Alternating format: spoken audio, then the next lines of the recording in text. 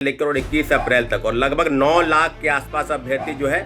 Apply किए थे, form apply किए थे और उन्होंने जो परीक्षा आवेदन दिया था। लगातार जांच हुई, हुआ कुछ नहीं। तो जब जांच होती है कोई भी परीक्षा की तो कई कोचिंग संस्थान के नाम आते हैं, जैसा कि इस बार भी हुआ। पटना के 3 बड़े कोचिंग संस्थान के नाम, इसलिए लगातार और जिस प्रकार से कोचिंग संस्थान, बड़े बड़े शिक्षा माफिया, कोचिंग माफिया का व्यापार जो बरसों से इस प्रदेश में फल फूल रहा है।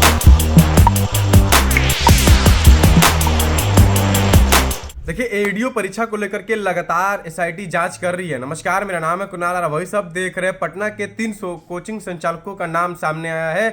छात्र नेता सौरव कुमार क्या कुछ कह रहे हैं एडीओ पेपर लीक पर और किस तरह से जांच टीम जो है पटना के कोचिंग संचालकों को जांच करी, पहले सुनिए उनकी पूरी बातें। नमस्ते, नमस्कार साथियों, जय हिंद। बीपीएससी सहायक शिक्षा विकास पदाधिकारी की जो एडी की जो परीक्षा हुई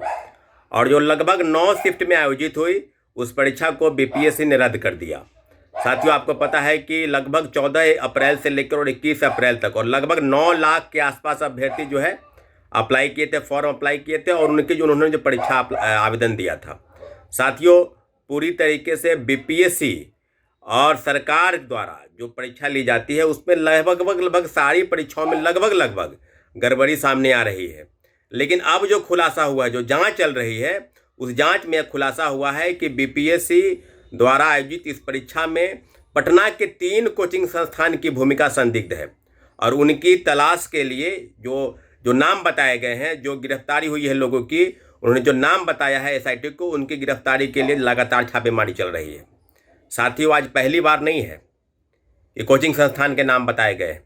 इसके पहले भी मुझे लगता है कि 5-6 वर्षों में लगातार जो पेपर लीक हुए, चाहे बीएसएससी के पेपर लीक हो, चाहे बीपीएससी 67वीं पेपर लीक हो, उसमें भी एक कोचिंग संस्थान का नाम आया था जो एक आईएएस अधिकारी भी है और पटना में एक बड़ा कोचिंग संस्थान भी चलाते थे। उनसे पूछताछ हुई परंतु आगे कोई उन पर कार्रवाई नहीं हुई और उल्टे वो गुजरात कैडर के आईएएस अधिकारी गुजरात चले गए। लगातार जाँच हुई, हुआ कुछ नहीं। तो जब जांच होती है कोई भी परीक्षा की तो कई कोचिंग संस्थान के नाम आते हैं, जैसा कि इस बार भी हुआ। पटना के 3 बड़े कोचिंग संस्थान के नाम सामने आए कि सॉल्वर गैंग के साथ जो बायोमेट्रिक सिस्टम है, उनके जो लोग हैं, जो गुर्गे हैं, उनके साथ आंसर की बनाने में इनकी भूमिका है और इनकी भूमिका की जांच को लेकर एसआईटी लगातार छापेमारी चल रही है, जैसा कि अखबारों ने प्रमुखता से इस न्यूज़ को कवर किया है। तो साथियों, अब जो जाँच है कि वाकई में अगर कोचिंग संस्थान की भूमिका है तो उनका नाम भी सामने आना चाहिए, या जब उनको पुलिस गिरफ्त में ले ले तो पूरी तरीके से तहकीकात करके ले तो फिर उसका नाम जांच में आना चाहिए। तो बार बार 3-4 कोचिंग संस्थान के नाम तो आते हैं परंतु कार्रवाई नहीं होती है। तो इस बार जो है, जो एडीओ की जो परीक्षा हुई और लगभग जो लगातार मार्केट में इस तरह की अफवाहें फैल रही थी और बीपीएससी ने जो प्रेस रिलीज जारी किया था कि कोई ऐसी खबर नहीं है, कोई ऐसी बात नहीं है, पेपर लीक कहीं से हुआ नहीं, जो लोग पेपर लीक या धांधली सेटिंग में संलिप्त है उनको हम लोगों ने गिरफ्तार कर लिया है और लगातार पटना, मुंगेर, नालंदा और कई जिलों में लगातार छापेमारी चल रही थी। अब जो बातें सामने आई है तो कि एसआईटी ने बीपीएससी, जब तक पेपर लीक नहीं हुआ तो परीक्षा तो कैंसिल नहीं होगी। निश्चित रूप से बीपीएससी के अधिकारी या बीपीएससी कर्मचारी इसमें शामिल हैं। तो बीपीएससी के द्वारा की गई इस परीक्षाओं में जिस प्रकार से लिपापोती का प्रयास किया गया तो बिल्कुल इस बार संभव नहीं हो पाएगा, क्योंकि मुख्यमंत्री ने लगातार फैसला किया और मुख्यमंत्री ने उचित फैसला करते हुए एडीओ की जो परीक्षा है वो परीक्षा को रद्द की। 935 पदों की जो परीक्षा थी, एक ही पाली में, यानी एक परीक्षार्थी को 2 शिफ्ट में परीक्षा देनी थी और मात्र 1 परीक्षा थी। इसलिए लगातार और जिस प्रकार से कोचिंग संस्थान, बड़े बड़े शिक्षा माफिया, कोचिंग माफिया का व्यापार जो बरसों से इस प्रदेश में फल फूल रहा है, तो आज फिर से जब कोचिंग संस्थान के नाम सामने आए हैं तो उनके ऊपर कार्रवाई होनी चाहिए। ये तो पहली बार नहीं है कि कोचिंग संस्थान के, कई वर्षों से सुना जा रहा है, कई वर्षों से अखबारों में इस तरह की चीज़ें छप रही है कि पटना के 3-4 कोचिंग संस्थान हैं जो लगातार सॉल्वर गैंग के साथ संलिप्त रहते हैं और तमाम पेपर लीक, धांधली सेटिंग में उनकी भूमिका रहती है। तो इस बार जो है, अगर जांच वाकई में सही दिशा में है तो इस बार उनकी जांच जो है पड़ताल करके उनको खोज निकालना चाहिए कि कौन है वो कोचिंग संस्थान, बड़े हैं, छोटे हैं, कौन है,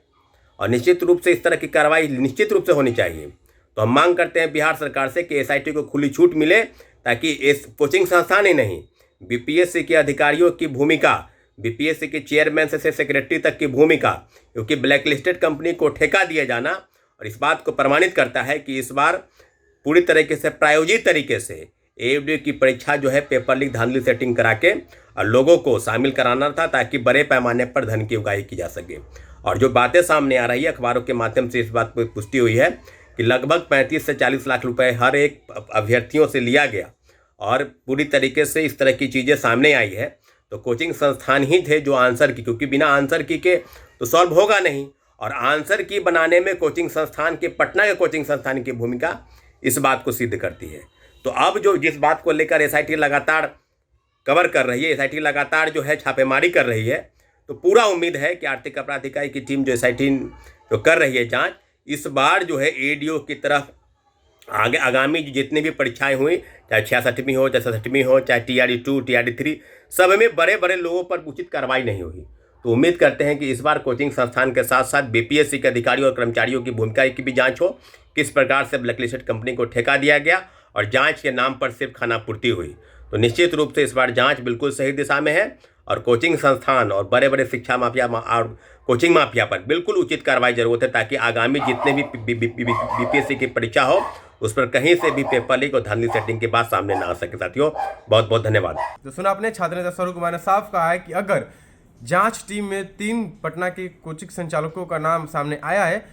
तो ये स्पष्ट है कि उस पर कार्रवाई जल्द से जल्द होनी चाहिए। पहले भी ऐसा जांच हो चुका है पेपर लीक मामले में, लेकिन अभी तो कोई ठोस कार्रवाई नहीं हुई। लेकिन इस बार जो है करोड़ों में डील हुआ है, तो इसको कार्रवाई अच्छे से करनी चाहिए। छात्र नेता स्वरूप कुमार ने साफ कहा है कि अगर कार्रवाई नहीं होगी तो आवाज़ जो है सदन से लेकर सड़क तक उतरेगी, क्योंकि बीपीएससी ने जानबूझकर ये